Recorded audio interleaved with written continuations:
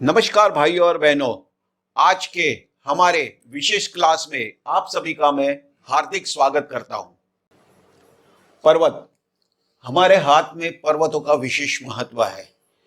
पर्वत के लिए मैं यहाँ पर आपको एक बात बता देना चाहता हूं कि लोग समझते हैं कि हमारे हाथ में उठा हुआ ये जो भाग है, उसे लोग पर्वत समझते हैं, परंतु ऐसा नहीं है। पर्वत का कुछ सिंबल है।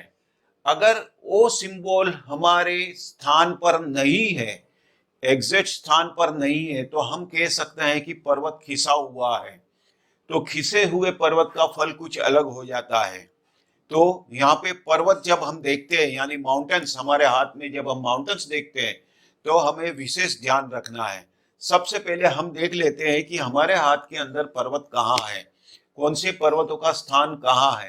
फिर मैं आपको सिंबल बता रहा हूं कि उस प्रकार का सिंबल हमारे उस पर्वत के ऊपर पाया जाएगा तो ही वो पर्वत गिना जाएगा, यानी वो एक्चुअल पर्वत गिना जाएगा।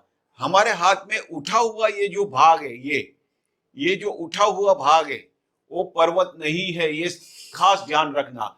लोग समझते हैं कि ये उठे हुए भाग को हम पर्वत कहते हैं।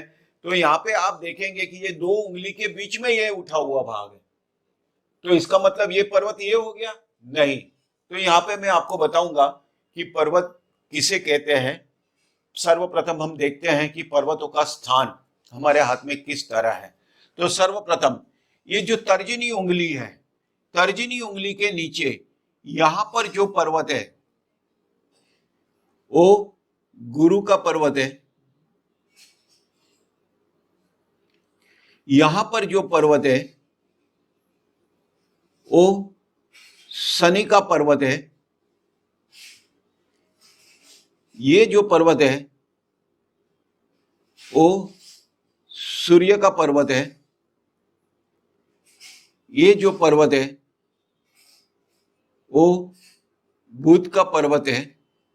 फिर जैसे आपको पता है कि ये हमारी हृदय रेखा है और ये हमारी मस्तक रेखा है, ये हमारी जीवन रेखा है। यहां पर पर्वत जो है वो मंगल का पर्वत है। ये हम यहाँ का जो पर्वत है उसको हम निचली कक्षा का मंगल कहते हैं। फिर उचली कक्षा का मंगल, यानी ये मंगल जो पर्वत है ये भी मंगल का पर्वत है, ये उच्च का गिना जाता है। फिर ये हमारा शुक्र का पर्वत है, ये चंद्र का पर्वत है।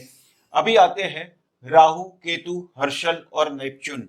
सामान्य तौर पे हर्षल, नेपच्यून और प्लूटो को किसी ने आज तक लिया नहीं है, पर यहाँ पर मैं हर्षल, नेपच्यून, प्लूटो को लेना चाहता हूँ। क्यों लेना चाहता हूँ कि जब हम हाथ के ऊपर से विवाह देखते हैं, यानी शादी के योग देखते हैं, शादी के बारे में सोचते हैं, तब नेपच्यून जैसे पर्वतों का विशेष महत्व रहता है। क्योंकि नेपच्यून गूढ़ रहस्य का ग्रह है। वो नेपच्यून हमारी कुंडली में किस स्थान पे होगा, उसका फल क्या होगा, और हमारे हाथ में उसका इंडिकेशन, यानी वो किस तरह से दिखेगा, उसका पर्वत किस तरह का दिखेगा, वो सबसे ज्यादा इंपॉर्टेंट है।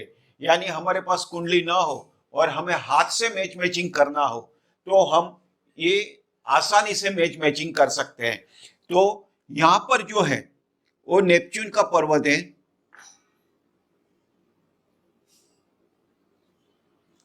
बराबर उसके ऊपर केतु। ये जो पूरा स्थान है उसको हम